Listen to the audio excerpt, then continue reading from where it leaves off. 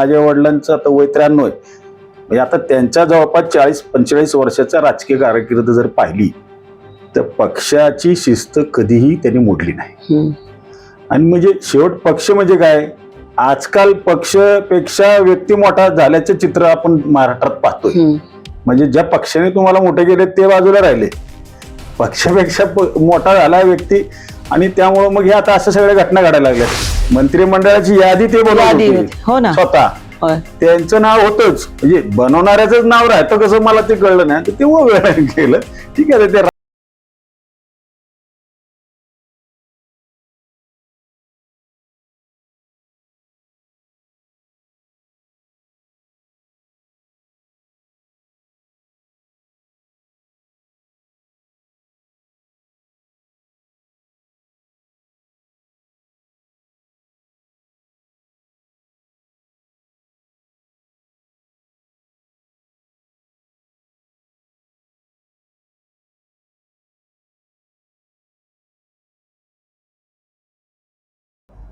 नमस्कार, मी प्रतिभा चंद्रन.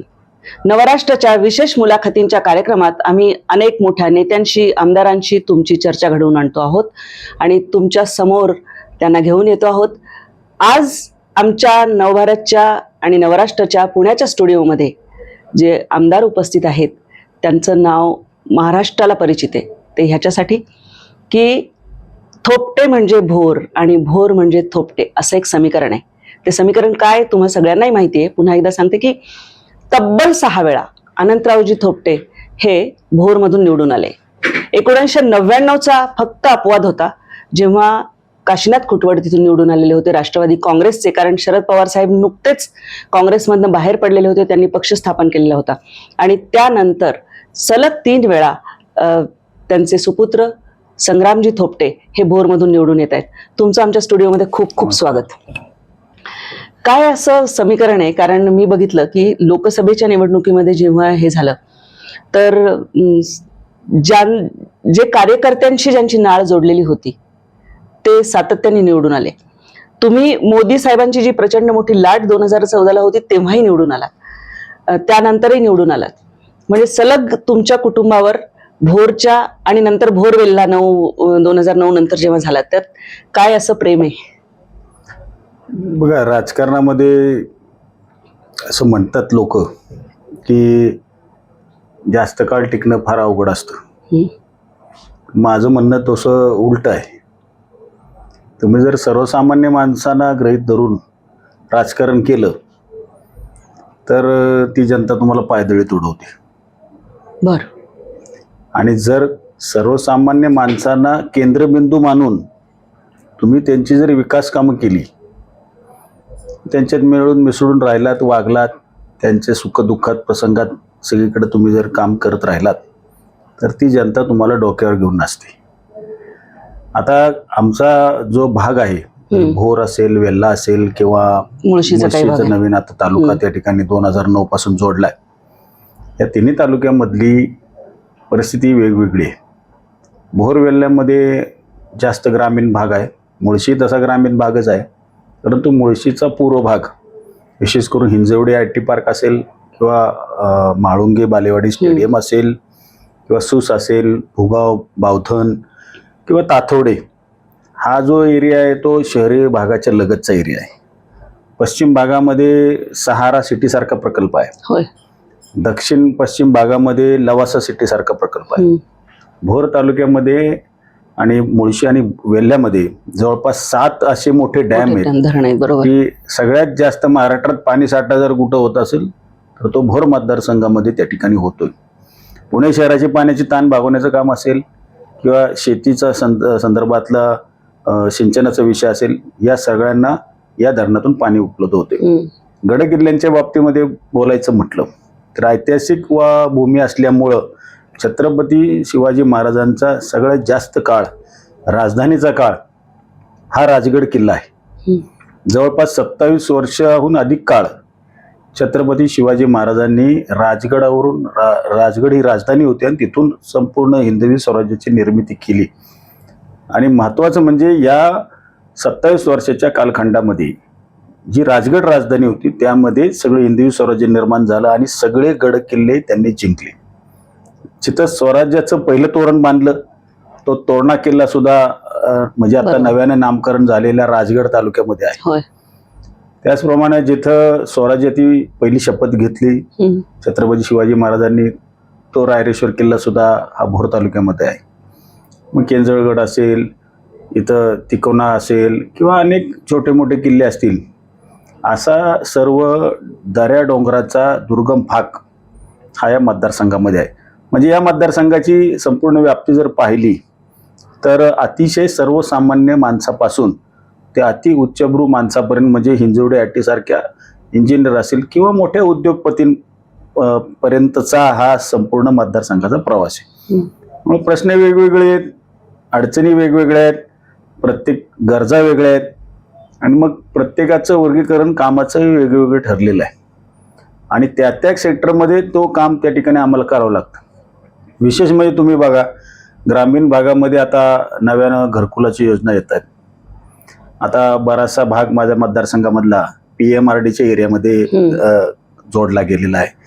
तो PMRDच्या एरियात जोडलेला असल्यामुळं आता तिथं घरकुलाची नवीन योजना आली. PMRD मार्फत आता मेट्रो प्रकल्प असेल किंवा PMRDच्या माध्यमातून अंतर्गत रस्ते असतील, गावाला जोडणारे रस्ते असतील, पाण्याची योजना असतील. आता ही नवीन गावं जी या ठिकाणी मोठ्या झपाट्याने मुळशी तालुक्यामध्ये वाढत आहेत, ते वाढती नागरीकरणाचा मुद्दा त्या ठिकाणी अतिशय आता संवेदनशील आणि महत्त्वाचा आहे. कारण की बेसिक ज्या गरजा आहेत त्यामध्ये पाण्याची समस्या आता पुढच्या काळामध्ये अधिक भेडसावत चाललेली आहे. त्यामुळे धरणाचा पाणी साठा असेल किंवा त्या सोसायट्यांच्या असणारी सीवेज ट्रीटमेंट प्लॅन्टच्या संदर्भातली कामं असतील, घनकचऱ्याचे व्यवस्थापन असेल, ज्या ठिकाणी आपत्ती व्यवस्थापनाच्या प्रकारामध्ये अग्निशमन केंद्र असेल किंवा या सर्व भागाकरता मेडिकलच्या अद्ययावत सुविधा असतील, असे वेगवेगळे भाग विकासाच्या दृष्टीने या ठिकाणी येत आहेत. एक आहे की गेल्या 5 वर्षामध्ये महाराष्ट्रात जे राजकारण झालं ते सगळं अगदी अनाकलनीय, ज्या कुठल्याही शक्यता कदाचित विचार केला नव्हता त्या सगळ्या शक्यता झालेल्या आहेत.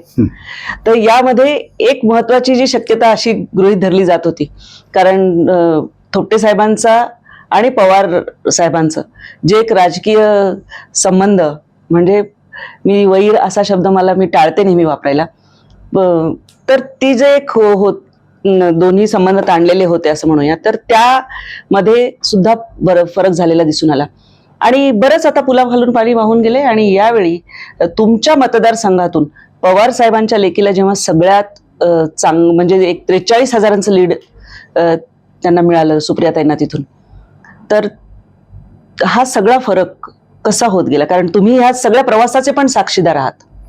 बघा, माझ्या वडिलांची राजकारणाची सुरुवात 1972 साली झाली आणि ते गट विकास अधिकारी म्हणून शासकीय सेवेमध्ये होते.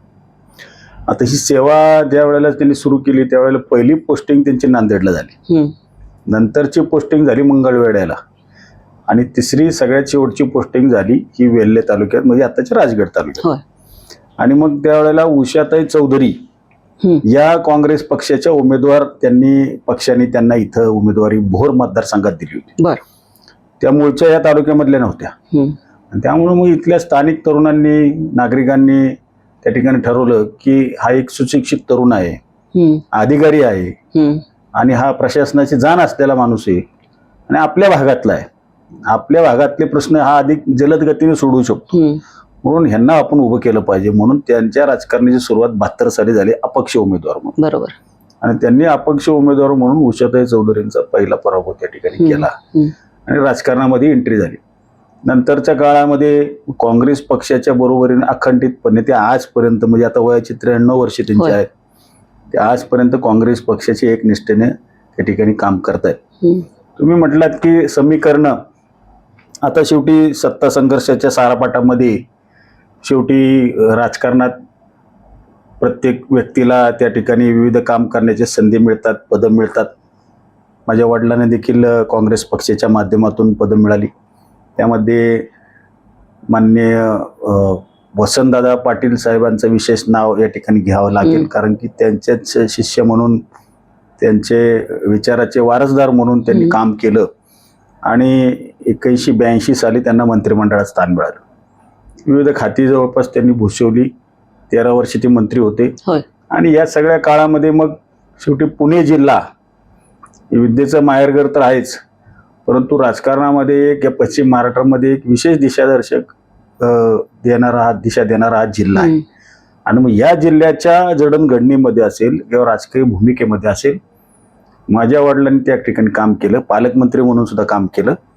मग पुणे महानगरपालिका असेल, पिंपरी चिंचवड महानगरपालिका असेल, पुणे जिल्हा मध्यवर्ती बँक असेल, त्याचप्रमाणे पुणे जिल्हा दूध उत्पादक संघ असेल, त्याचप्रमाणे भूविकास बँक पूर्वीच्या काळामध्ये होती ती असेल, अशा असंख्य संस्था होत्या. त्या सर्व संस्था त्यांच्या काळामध्ये काँग्रेस पक्षाच्या साठी त्या ठिकाणी म्हणजे त्यांचं पक्षाला कशा उपलब्ध होतील आणि पक्षाची सत्ता कशी त्यावरती येईल अशा पद्धतीचं काम त्यांनी त्यावेळेला केलं. आणि ह्या सगळ्या गोष्टीमध्ये मग शेवटी वैचारिक काही मतभेद असतील, बरोबर, काही तत्वाचे विरोध असतील, यामधून थोडस विरोधाभास जाणवत गेला. 99 साली ज्या वेळेला तुम्ही म्हटलात राष्ट्रवादी काँग्रेस पक्षाची ज्या वेळेला स्थापना झाली, त्यावेळेला पवार साहेबांनी ते स्वतंत्र पक्ष राष्ट्रवादी काँग्रेस पार्टी त्या ठिकाणी स्थापन केला. त्यावेळेला आमच्या वडील असतील, विलास काका उंडाळकर पाटील असतील, स्वर्गीय पतंगराव कदम साहेब असतील, त्याचप्रमाणे स्वर्गीय विलासरावजी देशमुख साहेब असतील, अशी बरीचशी दिग्गज मंडळी, जयंतराव आवळे साहेब असतील, बरीचशी मंडळी, PN पाटील साहेब आहेत कोल्हापूरचे स्वर्गीय, अशा सगळ्या मंडळींनी काँग्रेसची साथ त्या ठिकाणी सोडली नाही, निष्ठेने ती राहिली. आणि त्यावेळेला खरं तर सोनियाजी गांधींची भरपावसात सभा सुद्धा भोरला झाली. बरोबर, ती सभा मी अटेंड केलेली आहे. तर त्या सभेमधून जरी राष्ट्रवादी काँग्रेसची स्थापना झाली असली तरी सुद्धा काँग्रेसचा मूळ कार्यकर्त्यांनी जागा सोडलेली नाही असा एक संदेश त्या सभेच्या निमित्ताने गेला. आणि दुर्दैवाने खरं तर त्या निवडणुकीमध्ये म्हणजे आमच्या वडिलांना आता एक सुवर्ण संधी, तालुक्याची सुद्धा भवितव्या दृष्टीने एक संधी, मुख्यमंत्री पदाची संधी त्यावेळेला होती, निश्चित होती. पण ती संधी हुकली आणि त्यांचा निसटता पराभव त्या ठिकाणी झाला. खरं तर पक्षाची तर हानी झालीच, पण विशेष हानी म्हणजे तालुक्याची आणि आपल्या पुणे जिल्ह्याची त्या निमित्तानं झाली. पुणे जिल्ह्याला एक मुख्यमंत्री पद त्यावेळेला मिळालं असतं किंबहुना तालुक्याच्या सर्वांगीण विकासाचं जे सर्वसामान्यांनी पाहिलेलं स्वप्न होतं त्याला कुठंतरी मूर्तरूप आलं असतं. आता तो इतिहास झाला. तुम्ही प्रश्न विचारलात की सुप्रियाताईंच्या बद्दल तुम्ही विचारलात. खरं तर 1999 नंतर परत जे सरकार आलं त्यामध्ये विलासराव देशमुख साहेब मुख्यमंत्री झाले. नंतर 2004 साली असेल, नंतर 4 नंतरची 9ची निवडणूक असेल, 14ची असेल, 19ची असेल आणि आता 24ची आहे. ज्या ज्या वेळेला काँग्रेस राष्ट्रवादी काँग्रेस पक्षाची आघाडी झाली त्या वेळेला आघाडीचा जो आदेश आम्हाला पक्षश्रेष्ठीने दिला, बरोबर, तो आम्ही त्या ठिकाणी पाळलेला आहे. 9ला असेल, 14ला असेल. सुप्रियाताईंची पहिली निवडणूक 9 साली, नंतरची 14 साली, नंतरची 19 साली, आताची 24, म्हणजे 4 टर्म त्यांच्या झाल्या. 4ही टर्म मधल्या जर आकडेवारी काढली तर भोर विधानसभा मतदारसंघामधून सुप्रियाताईंना दरवेळेला लीडच दिलेला आहे. आणि ते लीड देत असताना प्रत्येक कार्यकर्ता काँग्रेस असेल, राष्ट्रवादी असेल आणि आताच्या काळामध्ये शिवसेनेचा पदाधिकारी कार्यकर्ता असेल, ह्यांनी त्या ठिकाणी सहकार्य देऊन त्या ठिकाणी योगदान दिलं आणि त्या निवडून आलेल्या आहेत. त्यांचंही काम त्या ठिकाणी आहे, म्हणूनच 13,000च्या अपेक्षेने त्यांना परत एकदा काम करण्याची संधी दिलेली आहे. आता थोडंसं समीकरण जुळवतात की आता 2024ला तुम्ही काम केलं, खरं तर 2009 पासून आम्ही काम करत आहे. म्हणजे ही वेळ फक्त ही कशी अपवादात्मक परिस्थिती पवार कुटुंबांसाठी सुद्धा होती, कारण घरातलीच व्यक्ती सोडून गेलेली होती. त्याच परिस्थितीमुळे थोडंसं वातावरण वेगळं होतं. इथून मागे 2009, 14, 19 त्यावेळेला एकत्र राष्ट्रवादी असताना आम्ही काम केलेलंच आहे. ह्या वेळेची वेळ मात्र वेगळी होती, कारण की राष्ट्रवादीची फूट झाली होती आणि त्या फुटीमुळं काय होणार, म्हणजे सुप्रियाताई निवडून येणार का सुनित्राताई निवडून येणार अशा अगदी पैजा गावागावात लागल्या होत्या. त्या सगळ्या परिस्थितीमध्ये संग्राम थोपटेची भूमिका काय, अनंतराव थोपटेंची भूमिका काय, काँग्रेस काय करणार, असं पण त्या ठिकाणी लोकांना दोन्हीकडनं तुम्हाला फोन संपर्क उमेदवार म्हणून ते पण आमच्याकडे आले, भेटले. तटकरे साहेब आले, विजयराव शिवतरे साहेब आले, परत पवार साहेब सुद्धा आले होते, सुप्रियाताई उमेदवार आहेत त्या सुद्धा येऊन गेल्या. शेवटी आम्ही 2009 पासून ज्या वेळेला पक्षाचा आदेश आला महाविकास आघाडीचा, तो आदेश पाळला. या वेळेला ती काही वेगळी भूमिका घ्यायचा प्रश्नच नव्हता. बरोबर. खरं तर आता आघाडी झाली, शिवसेना ठाकरे साहेबांचा गट असेल, पवार साहेबांचा गट असेल आणि काँग्रेस पक्ष, त्यामुळे त्याचं आता काही परसेप्शन लोक तयार करतात की 40 वर्षानंतर ते असं घडलं. असं मुळात आम्ही काम करतच होतो, फक्त आता त्यांचा येण्याचा प्रसंग पहिल्यांदा झाला 2024ला. बरोबर. फक्त एक मात्र होतं की शरद पवार यांच्या कुटुंबीय आणि बाकीच्या सगळ्यांचं, म्हणजे हर्षवर्धन पाटलांचे त्यांच्याशी तसे संबंध हे नव्हते, थोपटे साहेबांचं उघडच आहे. आणि ते त्यांच्या आत्मचरित्रामध्ये प्रसंग वाचलेला आहे मी की त्यांना मंत्रिपदाला जवळपास सांगण्यात आलं होतं की तुम्हाला मंत्रिपद आहे, जेव्हा पवारसाहेब मुख्यमंत्री 93ला झाले तेव्हा. आणि विलासरावांचा आणि त्यांचा संवाद तो पण त्यांनी त्या पुस्तकामध्ये नमूद केलेला आहे, तो मला आठवतो वाचलेला. पण हे सगळं बाजूला, म्हणजे हे सगळं आहे ही पार्श्वभूमी.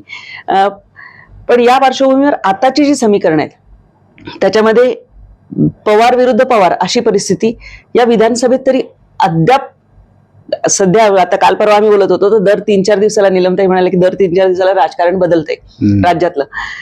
सध्या आज घडीला आपण जे बोलतो आहोत तोपर्यंत अजित पवार हे युतीमध्ये आहेत आणि मोठे साहेब हे आघाडीचे आहेत. तर पण कार्यकर्ते जे ग्राउंड झिरोवर काम करणारे आहेत, तळागाळात काम करणारे आहेत, त्यांच्यामध्ये पण खूप फाटाफूट झालेली, त्यांच्यामध्ये पण हे झालेली. तर तुम्हाला असं वाटतं की त्याचा पण फटका बसू शकतो, त्यामुळे या निवडणुकीमध्ये जास्त तयारी का सेफ वाटते सीट? कोणाची सेफ वाटते? तुमची. नाही, आमच्या मतदारसंघाची परिस्थिती वेगळी. आता आमच्या मतदारसंघामध्ये महाविकास आघाडी म्हणून काँग्रेस असेल, राष्ट्रवादी आणि शिवसेना, तर आमच्या काँग्रेसमधून मी एक सिटिंग MLA म्हणून त्या ठिकाणी 3 टर्म काम करतोय.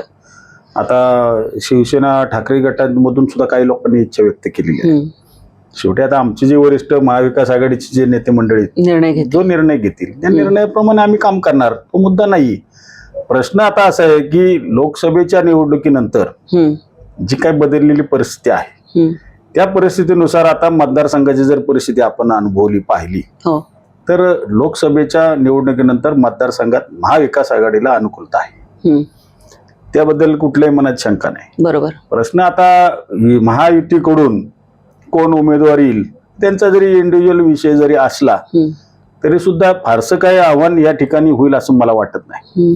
त्यामुळं या ठिकाणी महाविकास आघाडी म्हणून आमचे सगळे जे काही पक्ष आहेत एकत्रित या वेळेला राहतील असं मला वाटतं. अर्थात, कारण महाविकास आघाडीचं त्या यांनी बघितलं तर बैठका सुरू आहेत, दोन्हीकडे चालू आहेत तशा. आणि जागा वाटपांचा जो एक तो संपत आला असेल. पृथ्वीराज चव्हाण साहेबांचे पण त्याबद्दलचे सगळं स्पष्टपणे वक्तव्य येतातच आहे. सिटिंग आमदार हा जर फॉर्म्युला धरला तर ती तुमच्याकडे जागा येईल हे तसं स्वाभाविक आहे, बोलली जाती. आता अधिकृत काहीच येत नाही. बरोबर. तोपर्यंत काय बोलणं मला वाटत नाही की याला म्हणतात पक्ष शिस्तीचा कार्यकर्ता. अनेक वर्ष जे एका निष्ठेने काम करतात तेव्हा असे बरोबर पॉलिटिकली करेक्ट आन्सर्स. नाही, पॉलिटिकली बरोबरच आहे, म्हणजे ते तसं म्हणा, माझं त्याबद्दल दुमत नाही. पण बघा ना, आता शेवटी आज जागाही 3 टर्म मी या ठिकाणी निवडणुकीला लढतोय. 2 टर्म मध्ये महाविकास आघाडी किंवा आघाडी म्हणून, 2 टर्म मध्ये आघाडी म्हणून लढलो आणि एका टर्मला 2014ला इंडिव्हिज्युअल आपल्या उमेदवाऱ्या त्या ठिकाणी प्रत्येक पक्षाचे झाल्यात. आताची परिस्थिती महाविकास आघाडी म्हणून आहे. बरोबर.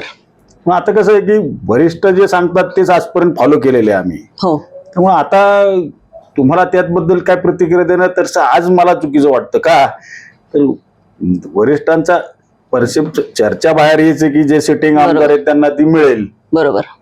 पण चर्चा आउटकम म्हणजे जोपर्यंत तिकडून येत नाही तोपर्यंत अधिकृतरित्या मला वाटत नाही की आपण काय बोलावं, पण ती होईल असं दिसतंय एवढ्या आठवडाभरात निर्णय. 14 आणि 19 मध्ये जी काँग्रेसची राज्यातली परिस्थिती होती आणि 24च्या लोकसभेमध्ये काँग्रेसचं, ज्याला एक म्हणता येईल ना की रिवायवल झालं, देशामध्ये झालं तसं राज्यामध्ये ज्या 2 राज्यांनी खास करून साथ दिली त्याच्यात महाराष्ट्र नक्कीच आहे. तर महाराष्ट्रामध्ये पण एक रिवायवल झालेलं आहे. मग एक ज्याला वेगळा मिजाज म्हणतो असा.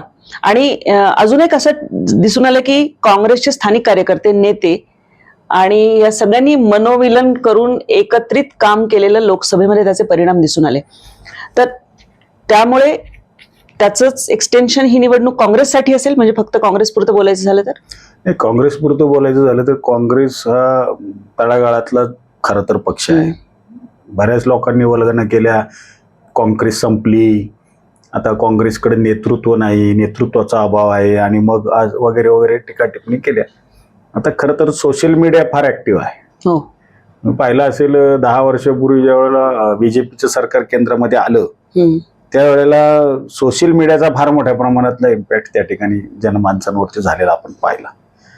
आणि खरं तर काँग्रेस पक्षाकडून त्याला ज्या पद्धतीनं म्हणजे प्रत्युत्तर देणं गरजेचं होतं, की जे काही चुकीच्या गोष्टी त्यांनी नेरेटिव्ह पसरवण्याचा प्रयत्न केला, थोडंसं आम्हाला अपयश आलं म्हणा, किंवा आम्ही कमी पडलो म्हणा. आणि या सगळ्या गोष्टीमुळं जरी जुना काँग्रेस पक्ष असला तरी सुद्धा तो सत्तेमध्ये त्या ठिकाणी म्हणावं तितकं स्थान मिळू शकला नाही.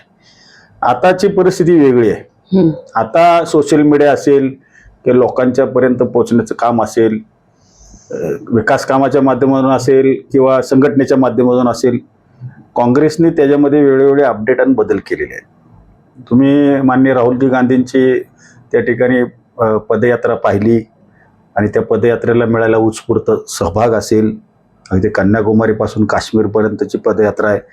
खरं तर तो एक फार मोठा काँग्रेसला बळ देणारी ती पदयात्रा होती. आणि संबंध हिंदुस्थानामध्ये राहुलजी गांधींच्या बद्दल जे नेरेटिव्ह पसरवलेला होता, की चुकीच्या पद्धतीनं त्यांच्याबद्दल एक वातावरण केलेलं होतं, ते बऱ्यापैकी वॉशआउट करण्याचं काम त्या पदयात्रेच्या निमित्तानं झालं. दुसरी गोष्ट म्हणजे केंद्र सरकारने गेल्या 10 वर्षामध्ये ज्या काही योजना त्या ठिकाणी ज्या सर्वसामान्यांकरता घोषणा केल्या, प्रत्यक्षामध्ये त्यातली कुठलीही योजना त्यांना यशस्वी त्या ठिकाणी करता आली नाही.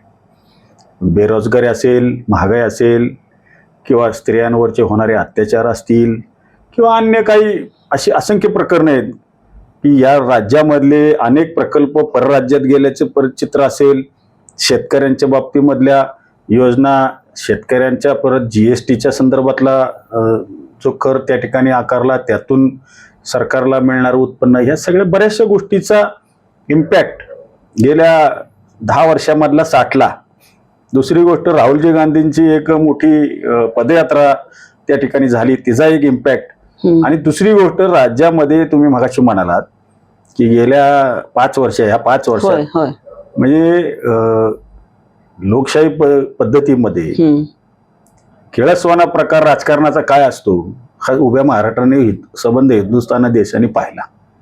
ज्यांनी पक्ष घडवला, वाढवला, ज्यानं रुजवला, अशांच्याकडून पक्ष फोडला गेला, आणि त्याला त्या ठिकाणी बाजूला सारण्याचा जो प्रयत्न झाला, सर्वसामान्य माणसाला न पटणारी बाब होती. आणि त्याच्याबद्दल सुद्धा एक उद्रेक सर्वसामान्याच्या मनामध्ये होता, आणि त्या उद्रेकाचा सुद्धा स्फोट ह्या कालच्या लोकसभेच्या निवडणुकीमध्ये झालेला आहे. सगळ्या गोष्टी जोडून कशा आल्यात, तो त्यातला एक प्रकार म्हटलं तर कालची लोकसभेचा निकाल आहे. तुम्ही पक्ष फोडणे याबद्दल बोललात, म्हणून मी सांगते की काँग्रेस पक्ष किती वेळा फुटला. म्हणजे महाराष्ट्रात त्याची मुहूर्तमेढ झाली, पवार साहेबांनी पुलोद काढली. पवार साहेबांनी 2 वेळा, म्हणजे नंतर राष्ट्रवादी, सोनिया गांधी, गांधी घराण्याशी तुमचे आणि खास करून तुमच्या वडिलांचे पण असलेले सगळेच घनिष्ठ संबंध, मग ते विठ्ठलराव गाडगिळांचे जसे होते त्याच प्रकारचे थोपटे साहेबांचे होते. तर हा सगळा जर इतिहास बघितला तर काँग्रेस पश्चिम बंगालमध्ये फुटली, काँग्रेस म्हणजे आपण खाली आंध्र तेलंगणामध्ये बघित तिकडे फुटली, महाराष्ट्रात 2दा फुटली. म्हणजे पक्ष फुटणे किंवा ह्याचं दुसऱ्यावर हे टाकून नाही चालू शकत ना. कुठेतरी एवढे लोक जेव्हा जातात तेव्हा त्यांची पण एक काहीतरी असते, आणि हे सगळे राजकारणात असलेले मुरलेले लोक आहेत. असं नाहीये की नवखे कोणीतरी आहेत आणि गेलेत.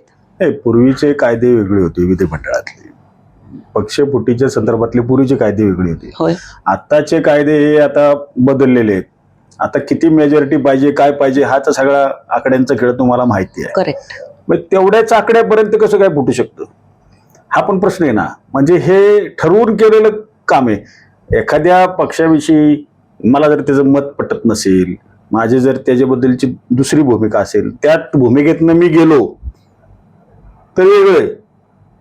पण एकंदरीत जनाधार जो आहे, ज्या पक्षाचा सिंबॉल वापरून तुम्ही निवडणुकीला उभं राहता, ज्या कार्यकर्त्यांच्या जीवावरती तुम्ही निवडून येता, त्या कार्यकर्त्यांचं किंवा त्या जनतेचं कुठलंच काही न पाहता तुम्ही तुमच्या स्वार्थापोटी जर का पक्ष बदल करून जर दुसरीकडे जाणार असेल, सर्वसामान्याला पटत नाही आता. पूर्वीच्या काळातली राजकारण पद्धती वेगळी होती. पूर्वी तुम्ही म्हटलात पक्ष फुटी झाल्या, पण त्यावेळेस मला वाटतं तेव्हा थोपटे साहेबांनी विरोधच केलेला होता. म्हणजे विरोध पक्ष फुटीला पक्षापेक्षा मी पहिल्यापासून तेच सांगतोय होय. की आम्ही जिथं पहिल्यापासून आहे, म्हणजे आता आमची दुसरी पिढी आहे. आता दुसरी पिढी म्हणजे माझ्या वडिलांचं आता वय 93 आहे. म्हणजे आता त्यांच्या जवळपास 40-45 वर्षाचा राजकीय कारकीर्द जर पाहिली तर पक्षाची शिस्त कधीही त्यांनी मोडली नाही.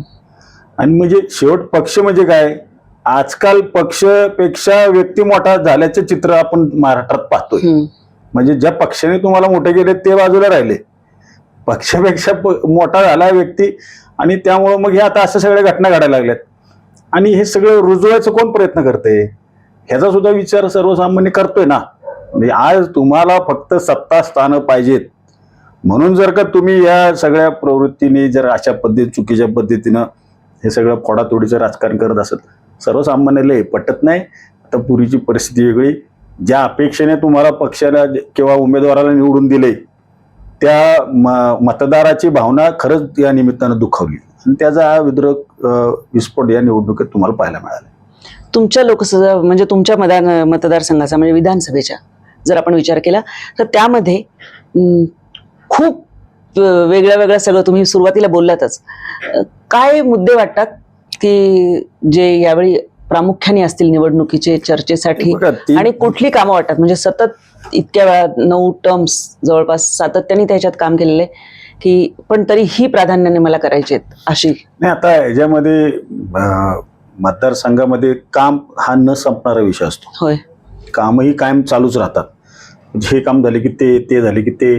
पण आता नागरीकरण मोठ्या झपाट्याने वाढते, त्यामुळं एक मोठी चिंतेची बाब अशी झाली की शहराकडे नागरीकरण वाढत चालले आणि ग्रामीण भागातला वर्ग स्थलांतरित पुणे किंवा मेट्रो सिटीत व्हायला लागला. आता खरं तर ह्यासाठी राज्य सरकार असेल किंवा लोकप्रतिनिधी असतील, बरोबर, यांनी काहीतरी ठोस प्लॅन त्या ठिकाणी आराखडा केला पाहिजे. आज पुणे शहरामध्ये स्वच्छ पाणी, 24 तास पाणी, पुणे शहरातले संपूर्ण रस्ते, कॉन्क्रीटचे रस्ते, गटाराच्या समस्या, सिरियस ट्रीटमेंट प्लॅन्ट, इथं हॉस्पिटलच्या सुविधा किंवा बाकीच्या रोजगाराच्या संधी या शहरात उपलब्ध आहेत. यात जर का तुम्ही ग्रामीण भागामध्ये डेव्हलप केल्या तर येणारं स्थलांतर होणारा वर्ग तिथंच थांबेल ना. पर्यायी जे काही ग्रामीण भागात करायला पाहिजे ते होताना दिसत नाही. आज शहरांमध्ये ज्या ठिकाणी बकालीकरण वाढत चालले, आज लोकवस्ती वाढत चालली, ह्याचं कारण एकच आहे की इथं एक तर अतिरिक्तचा ताण ह्या नागरी सुविधेवरती यायला लागलाय. सरकार प्रयत्न करून करतंय, परंतु इथं तेवढ्याही त्याच्या बाहेर गेलेले आहे काय अशा गोष्टी. ती मग बेकायदेशीर बांधकामं असतील, चुकीचे व्यवसाय असतील, ह्याच्यामुळं सरकारच्या सुद्धा लिमिटच्या बाहेर गेले. तर मुळात हे जे सरकार आता आहे किंवा जे काही केंद्रात किंवा ह्याच्यात काम करते, मुळामध्ये ग्रामीण भागाच्या सर्वांगीण विकासासाठी त्यांच्याकडे ऍक्शन प्लॅन नाहीत. ते ऍक्शन प्लॅन करत नाहीत. फक्त मेट्रो सिटी, स्मार्ट सिटी, हे जर मोठे जाहिराती आणि ह्याच्यावरती लाखो करोड रुपयाचा निधी खर्च. ग्रामीण भागाकरता तुम्ही करा ना, चांगल्या हॉस्पिटलची सेवा करा. आज बोर असेल किंवा वेल्ला असतील किंवा मुळशी असेल किंवा अगदी पुणे जिल्ह्याचे सराउंडिंग असणारे तालुके असतील, हे आज ट्रीटमेंट किंवा काय अडचणी असल्यामुळे पुणे शहरातच येतात ना हॉस्पिटलसाठी. आज रोजगार तिथं नसल्यामुळं इथे येतात. माझा मेन फोकस असा आहे, ज्या शहरामध्ये ज्या काही सुविधा आपल्याला इथं मिळतात त्या ग्रामीण भागात मिळाल्या पाहिजेत आणि त्याच्यासाठी सरकार म्हणून, प्रतिनिधी म्हणून आम्ही तिथं काम केलं पाहिजे. आता सरकार विचाराचं जर आलं तर ठीकच आहे, नाही आलं तरी सुद्धा प्रतिनिधी म्हणून आमची जबाबदारी आहेच. म्हणजे ती काय आम्ही झटकत नाही, परंतु त्याला कुठेतरी मर्यादा येतात. मग पण आताच्या सरकारांची धोरणं थोडीशी शहरी भागाचा विकास जास्त धोरण आहे, असं एक थोडासा व्ह्यू अलीकडच्या काळात झालाय. म्हणून माझ्या मतदारसंघातलं जर तुम्हाला सांगायचं म्हटलं तर आता हिंजवडी सारखा जो भाग आहे हा म्हणजे जवळपास 4 ते 5 लाख लोक रोज स्थलांतरित होतात, येतात जातात व्यवसायाच्या निमित्तानं. आता इथली लोकल ट्रान्सपोर्टची जी काही सिस्टीम आहे त्या सुधारलेल्या नाहीत. त्यामुळे आज मोठ्या प्रमाणामध्ये व्हेकलचं प्रमाणाचं येणं जाणं त्या ठिकाणी आणि मग तिथं वाहतुकीची समस्या निर्माण होते, ट्रॅफिक जाम होतोय. संध्याकाळी जर तुम्ही पाहिलं तर 5 ते 8 या वेळेमध्ये पीक आवर मध्ये 1-1 तास ट्रॅफिक मध्ये लोकांना थांबवलं. तिथल्या नियोजन करण्यासाठी पब्लिक ट्रान्सपोर्टची व्यवस्था ही सुधारणं एक गरजेचा भाग आहे. दुसरी गोष्ट अत्याधुनिक रस्ते, हा एक महत्वाचा विषय आहे. जी गावं आज आहेत, आता हिंजवडी ही ग्रामपंचायत आहे, हो. त्याचप्रमाणे मान ही ग्रामपंचायत आहे. हम्म. त्यांना वर्षाकाठी 25-25, 30-30 कोटी रुपये टॅक्सच्या रूपाने गोळा होतात. हिंजवडीला गोळा होतात. मारुंजी असेल, कासरसे असेल, जांभे असेल, नेरे असेल, ह्या ज्या जवळच्या ग्रामपंचायतीत ह्या इतक्या झपाट्याने वाढल्यात. म्हणजे आता 2011ची जनगणना आहे कागदावरती 3,000, 4,000, 5,000. आत्ताशी पॉप्युलेशन जर का तुम्ही कॅल्क्युलेट केलं तर ते काही 1 लाख 2 लाखाच्या घरात गेले. बरोबर. आणि ग्रामपंचायतचा कारभार आहे. मग आम्ही एक प्रस्ताव सरकारला दिला मधी की ही जी काही 5-7 गावं आहेत, मी आता तुम्हाला सांगितली, ह्याची एक नगर परिषद त्या ठिकाणी जर तिथं स्थापन झाली तर नगर परिषदेकडे हा सगळा टॅक्सचा पैसा गोळा होईल आणि नगर परिषदेकडून नियोजनात्मक आराखडा तयार होऊन तिथं डेव्हलपमेंट होईल. आता तो प्रस्ताव दिला आम्ही, त्याचे लास्ट स्टेपला होता, परत सरकार चेंज झालं, ह्याच्यात मागं पुढं काही लोकांचे पर्सनल त्याच्यात इंटरेस्ट, पॉलिटिकली बेनिफिट, ह्या सगळ्या गोष्टी आता हे लाल फितीत अडकले. पण भविष्यातला माझा तो प्लॅन आहे की ह्या 7-8 गावांची एक नगर परिषद त्या ठिकाणी व्हावी आणि तिथं एक त्या लोकांना त्या ठिकाणी नागरिक सुविधांचा जो आज अभाव किंवा कमी जास्त प्रमाणात मिळत आहेत त्याला फायदा होईल. दुसरी गोष्ट इरिगेशनचा जो भाग आहे, कारण की आता बघा मुळशी डॅम होय, हा टाटा पॉवरचा डॅम आहे. बरोबर. महाराष्ट्र राज्य सरकारने जमीन संपादन करून टाटा पॉवरला दिली, ती भाड्यातत्वावर दिली. त्याच्यात ते पाणी अडवतात, त्याच्यामधून बिरा म्हणून एक इलेक्ट्रिकचा प्रोजेक्ट आहे, तिथून खाली कोकणामध्ये ते पाणी नेलं जातं आणि तिथून वीज निर्मिती करून मुंबईला पाणी लाईट त्या ठिकाणी अख्खी मुंबईला टाटा पॉवरचं. आता तो कमर्शियल येतोय, ते बऱ्याच वर्षांनी चाललंय, ठीक आहे, त्याबद्दल तो म्हणतो. पण आज इरिगेशनला किती पाणी मिळते? आज मुळशी तालुक्यातल्या पिण्याच्या पाण्याच्या योजना असतील, आता त्यामध्ये काही लोकांनी सांगितलं, विशेष म्हणजे तर आपल्या पालकमंत्र्यांनी सुद्धा सांगितलं की त्या धरणाची भिंतीची उंची वाढवायची. आता ते भिंतीची उंची वाढवायची 4 मीटरने म्हटले उंची वाढवायची, पण आता 4 मीटरने उंची वाढवण्याबद्दल जमत नाही.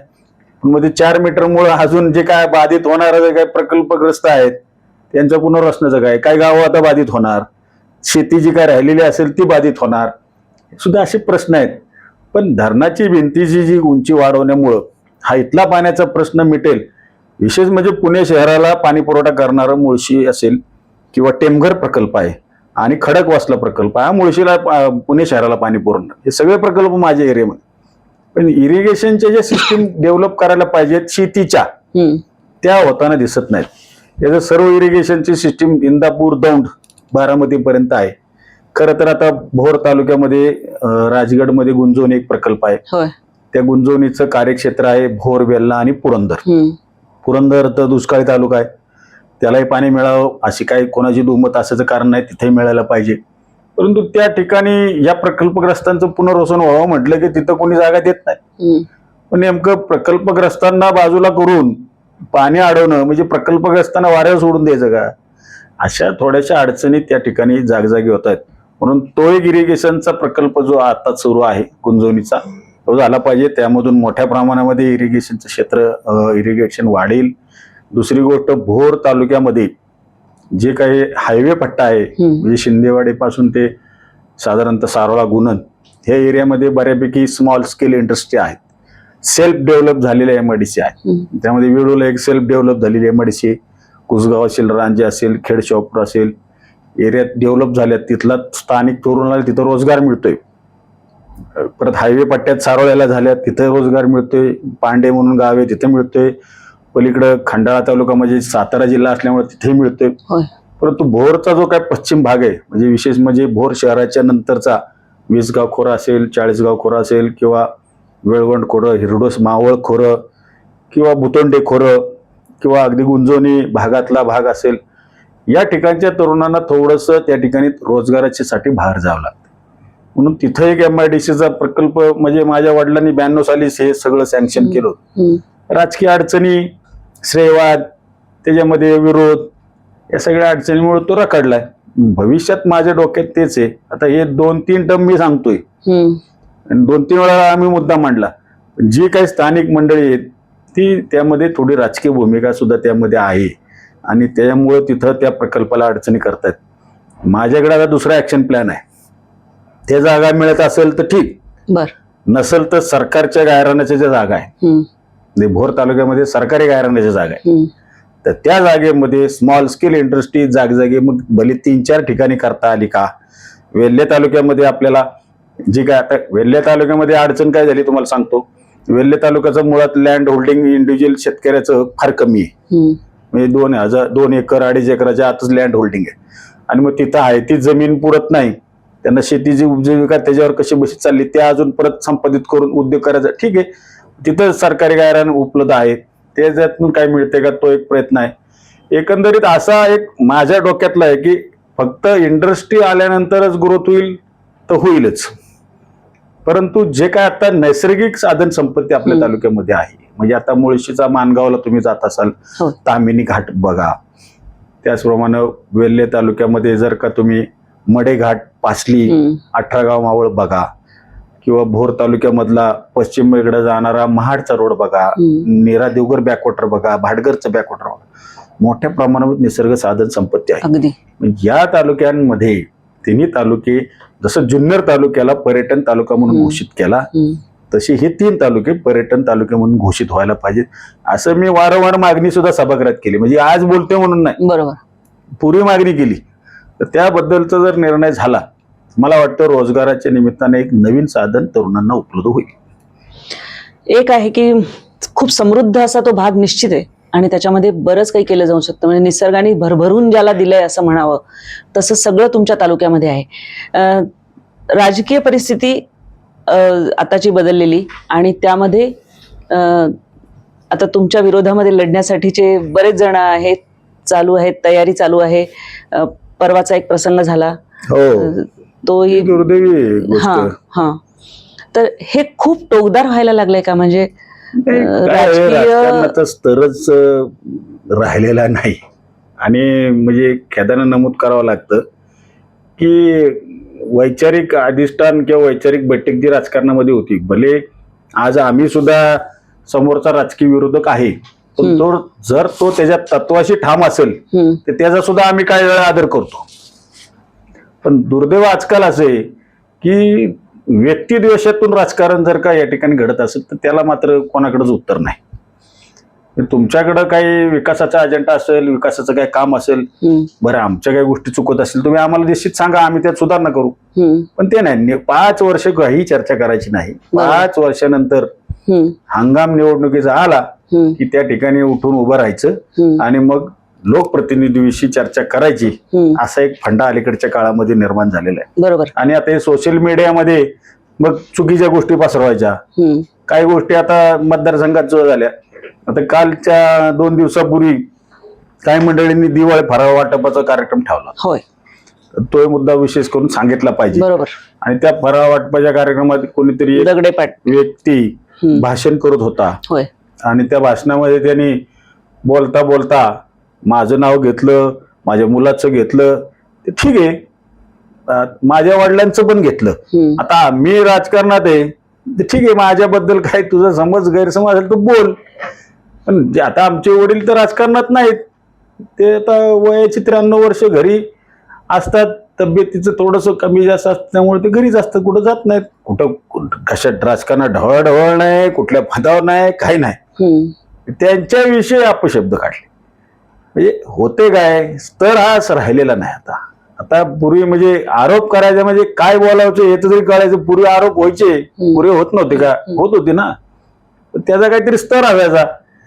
आता या असल्या खालच्या स्तराला काय उत्तर द्यायचं हा खरा तर आमच्या सारख्याला आता प्रश्न आहे. कारण की आमच्या आई वडिलांनी जर आम्हाला संस्कार नाही दिले असे की समोरच्याने काय उलट पालट बोललं म्हणून त्याला त्या पद्धतीने उत्तर द्यावं. शेवटी काय जनता सुज्ञ आहे एवढंच मला म्हणायचं. कारण की आमच्या भोर तालुक्यामध्ये किंवा मावळ भाग जे आमचा, आमची जनता ही गरीब जरूर आहे, पण आमच्या जनतेने आजपर्यंत स्वाभिमान कधी विकलेला नाही. म्हणजे मला वाटते जे काय बोलतात कोणी येतं जातं त्याला उत्तर चोख जनता देईल असा माझा विश्वास आहे. तुम्ही या सगळ्याबद्दल बोललात म्हणून 2 तुमच्या आंदोलनाबद्दल मला निश्चित विचारायचं की जे काँग्रेस पक्षानेच केलं होतं, एक ह्याच्याबद्दल होळी जी केली होती अर्थसंकल्पामध्ये काहीच नाही असं म्हणून, आणि मग निलंबन पण झालं होतं, आणि काँग्रेस भवनातलं इथलं आंदोलन जे तुमच्या समर्थकांनी केलं होतं. नाही बघा, मी 2009 साली पहिल्यांदा निवडणुकीला उभं राहिलो त्यावेळेला महाविकास आघाडी म्हणून मला उमेदवारी मिळाली होय. आणि त्या निवडणुकीमध्ये मी निवडून आलो. हम्म. जनतेने मला निवडून दिलं. आता थोडक्यात वडिलांची पुण्य आहे म्हणून पहिली टर्म मला मिळाली.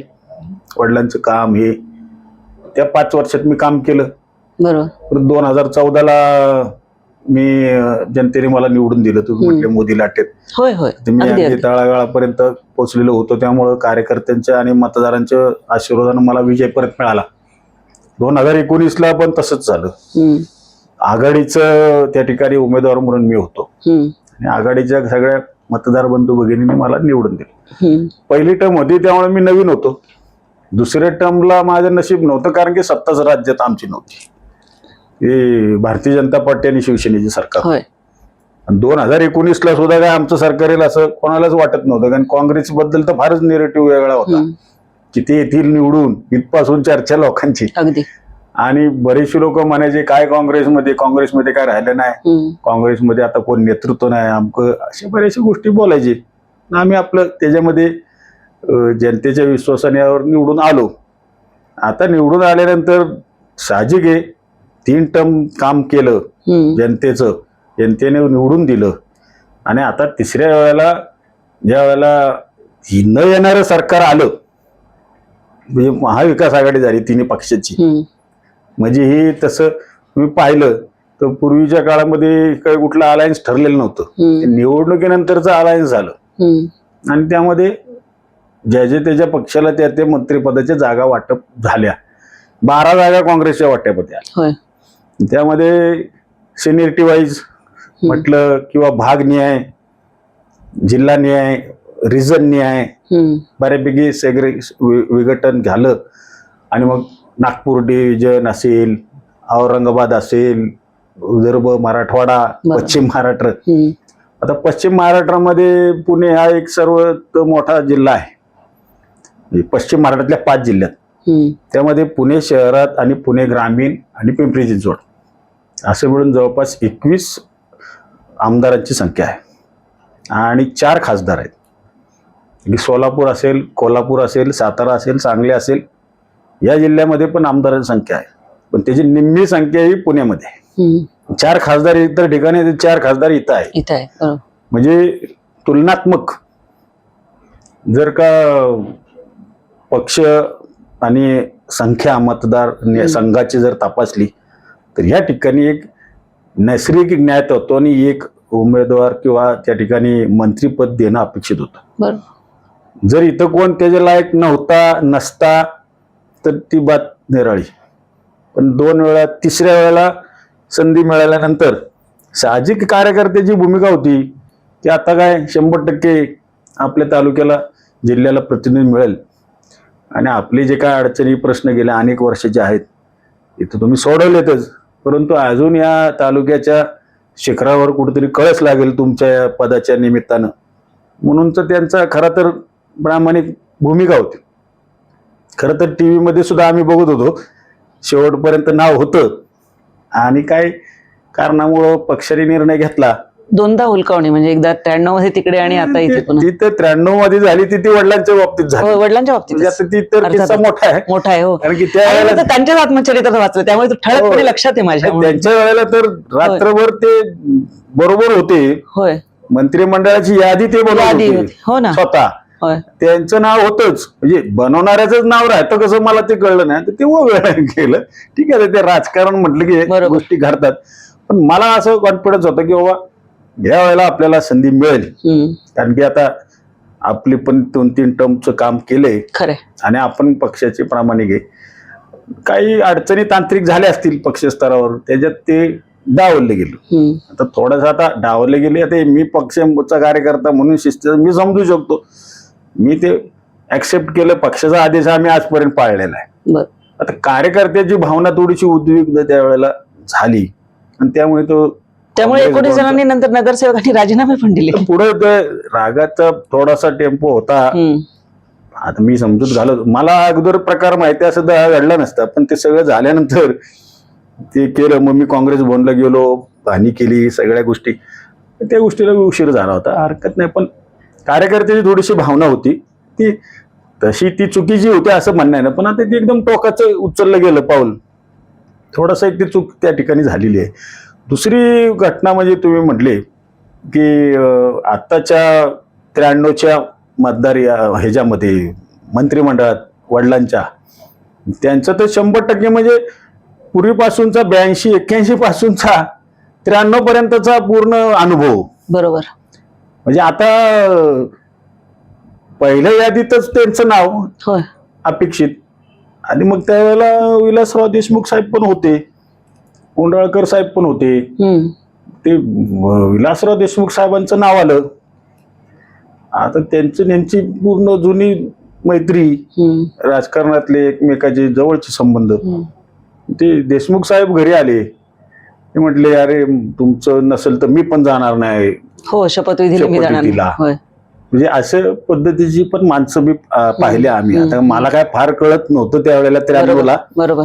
माझे लहान वय होतं, पण आठवतंय मला की बाबा म्हणजे असं बघा की आता शेवटी एकाला मिळालं तर दुसरा म्हणतोय तुझं तू बघ मी चाललो. आताची ही परिस्थिती. बरोबर. आता कोण कोणासाठी थांबायला हे जगात तयार नाही.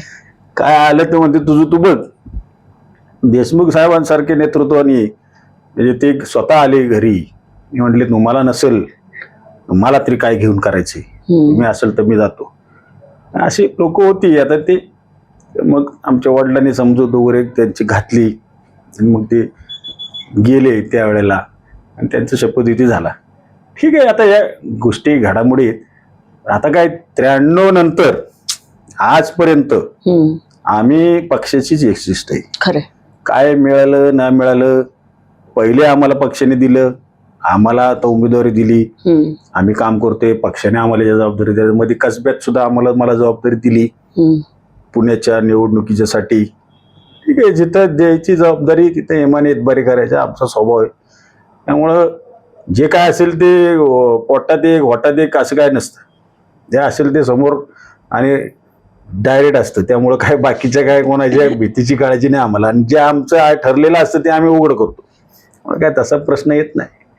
ऑन अ लाइटर नोट एक प्रश्न विचारते. बोला की लाडकी बहीण ही योजना चालू आहे, तिचा जो प्रतिसाद आहे तो आहे. गुलाबी रंग तुमच्या भागात खूप गाजतोय, तुमचा हातचा शर्ट गुलाबी आहे. नाही, मी महाविकास आघाडीचा गुलाबी आहे, त्यांचा कोणाचा आहे माहित नाही मला. मी काय असं काय पर्टिक्युलर काय कोणाच्या सांगण्यानुसार करत नाही. काही लोकांनी केलं असेल तर त्यांना माहिती आहे. पण लाडक्या बहिणीची योजनेच्या बद्दल तुम्ही बोललात. होय. योजना चांगली आहे, पण ती आजच का काढली हा एक मुद्दा आहे.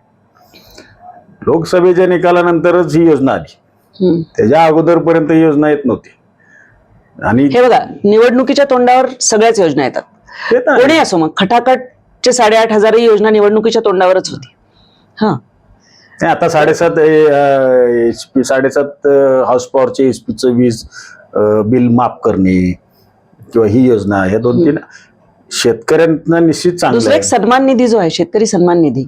आणि आता कसं झालं, लिकेजचा प्रश्न तसा राहत नाही, कारण डायरेक्ट बेनिफिट ट्रान्सफर DBT DBTचा योजना चांगली आहे, त्याबद्दल दुमत नाही. पण आता मुद्दा कसा आहे की तुम्ही मग तुमच्या बरोबरचं सरकार मध्य प्रदेशमध्ये सुद्धा होतं ना भारतीय जनता पार्टीचं, त्यांनी योजना कधी राबवली त्याचा पण अभ्यास केला पाहिजे. 3 वर्षापूर्वी राबवली, तिथं चाललं ना. मग तुमच्याकडे सरकार येऊन 2 वर्ष झाली ना, मग तुम्ही आजच का राबवत आहे, ती तेव्हाच का नाही राबली. बरोबर. मग आता असंच आहे ना, निवडणुकीच्या मुद्द्यावरच तुम्ही काढली. बरं ठीक आहे, योजना राबवली त्याबद्दल दुमत नाही. लोकांना, महिला भगिनींना पैसे मिळत आहेत त्याबद्दल आम्हाला काही वाईट वाटायचं कारण नाही. प्रश्न एवढा आहे की तुम्ही एकीकडे 1,500 रुपये देता आणि एकीकडे 1,000 रुपये परत टॅक्सच्या रूपाने काढून घेता. ह्याचं काय खुलासा आहे का कुठं? आज शेतकऱ्यांच्या खतापासून ते कुठल्याही पेस्टिसाइड घ्या, खतं घ्या, कुठल्याही गृहोपयोगी वस्तू घ्या, सगळ्या वस्तूंवरती आज GSTचा टॅक्स आहे. आज महिलांना सुरक्षेच्या बाबतीमध्ये आज इथं पुण्यामध्ये 2-3 घटना घडल्या. लहान बदलापूर सारखी घटना घडली. पुण्यामध्ये एका स्कूल व्हॅनमध्ये काही लहान मुलींवर अत्याचार झाले.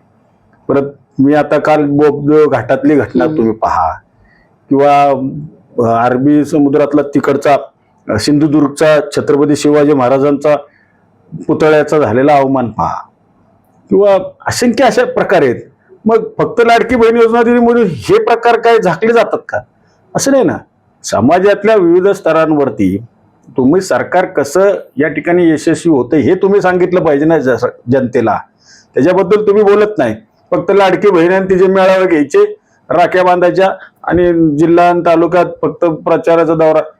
ठीक आहे, ह्याच्याबद्दल तुम्हाला क्रेडिट पाहिजे तर घ्या. सरकार म्हणून तुम्ही योजना राबवली हे मान्य आहे, पण मग बाकीची पण जबाबदारी तुमची आहे. त्याच्यावर ब्रशब्द नाही काढत. आज ते पुतळा कोसळला, किती दिवसांनंतर तुम्ही ते आरोप पकडताय. परत आज जे काही मध्ये एन्काउंटर झालं ते जे काय आता न्यायिक व्यवस्था आहे ना आपल्याकडं. म्हणजे आता सगळ्या गोष्टी त्याच्यात पण मतांतर होतात. मी सांगतो ना तुम्हाला, काही लोकांचं म्हणणे नाही बरं झालं असं झालं, काही लोकांचं म्हणणे न्यायिक व्यवस्था झाली. मी राजकारण म्हणून याकडे पाहत नाही. बरोबर. शेवटी बघा, हे घटनाच कशी घडली हा मुद्दा आहे. हे घडलंच नाही पाहिजे.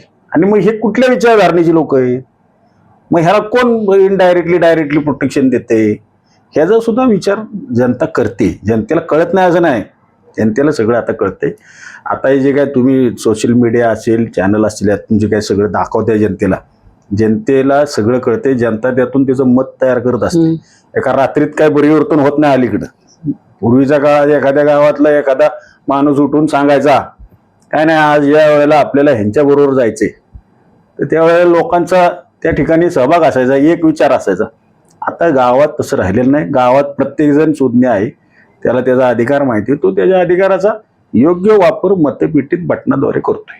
त्यामुळे आता मला जास्त सांगावं असं वाटतंय तुम्हाला की निवडणूक आल्यानंतर ज्या योजना काढतात त्या योजनाचं ठीक आहे 2-5%, 10% मी म्हणतो फरक होऊ शकतो, परंतु त्याच्यातून अगदीच तुमचं जे आता पूर्वेचं पश्चिम आणि पश्चिमेचं पूर्व होईल असं काय मला वाटत नाही. शेवटी एक फॅक्टर फक्त तुम्ही घेताय, परंतु बाकीच्या इतर गोष्टींच्या बद्दल तुम्ही 100% अयशस्वी झालेला आहात हे जनतेला माहिती आहे. त्यामुळे मला वाटतं त्याचा काय फारसा इफेक्ट होणार नाही. सगळीकडे आता तिरंगी चौरंगी निवडणुका होतील, तुमच्या इथे एकाच एक होईल असं अंदाज आहे का? 2019ला एकाच एकच होती. हो. आणि आमच्याकडे कसं आहे की काही महाविकास आघाडी म्हणून या वेळेला ही पहिलीच निवडणूक होणार आहे. माननीय सुप्रियाताई सुळे यांना महाविकास आघाडीच्या वतीनं आम्ही सगळेच मंडळी, काँग्रेस, राष्ट्रवादी, शिवसेना, तर त्यामध्ये जवळपास 44,000चं मताधिक्य आमच्या मतदारसंघामधून मिळालं. आणि त्याच्यामध्ये आम्ही तर होतोच, शिवसेनेचा पक्ष असेल, राष्ट्रवादी काँग्रेसचे जे पवार साहेबांचे विचाराला मानणारे जे ओरिजिनल आहेत, त्याचे पुढारी काय असतील ते गेले असतील तिकडे, पण सर्वसामान्य मतदार त्यांच्याबरोबर राहिला, त्यातनं मताधिक्य. त्यामुळे बघा, ज्या वेळेला तिरंगी चौरंगी लढत होईल का त्याच्यातून आम्हाला काय फायदा होईल हा मुद्दा नाही. आमची लढत ही वैचारिक लढत आहे. ही जी काही चुकीच्या पद्धतीनं या सरकारने गेल्या 5 वर्षामध्ये जी कामं केलीत, ज्या पद्धतीनं त्यातला काय 2.5 वर्षाचा आम्हाला कार्यकाळ मिळाला, 2.5 वर्षानंतर ज्या पद्धतीनं फोडातोडीचं राजकारण केलं, ज्या पद्धतीनं आज जे समाजामध्ये एक वेगळ्या पद्धतीचा समज त्या ठिकाणी गैरसमज पसरवण्याचे सरकार काम करते, त्याला मला वाटत नाही जनता त्या ठिकाणी यश देईल, त्यांना त्यांची जागा दाखवेल. आपण आमच्या स्टुडिओमध्ये आलात आणि विस्ताराने बोललात, खूप खूप धन्यवाद आणि तुम्हाला निवडणुकीसाठी शुभेच्छा. धन्यवाद. दर्शक हो, आपण ऐकत होता थोपटे साहेब अगदी विस्ताराने आपल्याशी बोललेले आहेत. त्यांच्या मतदारसंघाचे सगळे प्रश्न कळकळीने बोललेले आहेत. जे एकाच पक्षाशी निष्ठावान राहिलेले लोक आहेत त्यामध्ये थोपटे साहेब आहेत. आपण कार्यकर्ता हे जे खास सदर नवराष्ट्रामध्ये चालवतो त्यामध्ये आपण अनेक कार्यकर्ते असे निवडलेले आहेत ज्यांना आम्ही तुमच्यापर्यंत पोहोचवतोय की जे पक्षनिष्ठेने काम करतात, काही मिळो न मिळो. आणि असे सगळे कार्यकर्ते एकाच विचारसरणीला धरून राहणाऱ्या नेत्यांच्याही पाठीशी असतात. कदाचित तेच त्यांच्या यशाचं रहस्य सुद्धा असू शकतं. तुम्हाला काय वाटतं, भोरमध्ये काय होईल हे तर आहेच, याशिवाय महाराष्ट्रातलं वातावरण निवडणुकीचं जे आहे त्याबद्दल तुमची मतं आम्हाला निश्चित कळवा. ती वाचायला आम्हाला नक्कीच आवडतील आणि चॅनलला सबस्क्राईब करायला विसरू नका. धन्यवाद.